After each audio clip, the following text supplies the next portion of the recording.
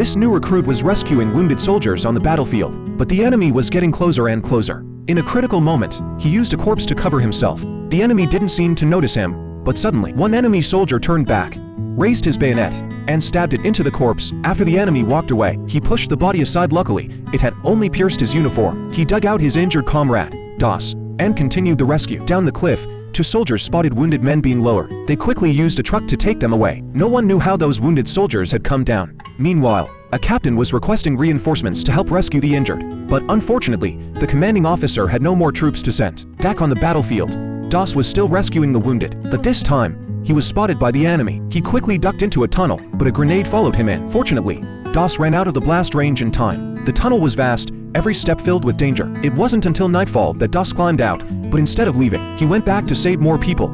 In the darkness, Das moved back and forth across the battlefield, lowering wounded soldiers one by one down the cliff. Even though his body was reaching its limits, he kept whispering, "One more, just one more." At dawn, Das found the sergeant. He wrapped a cloth around a gun to use it as a handle, and dragged the sergeant to safety. But unfortunately, they were discovered by the enemy. The sergeant used a machine gun to suppress the enemy fire.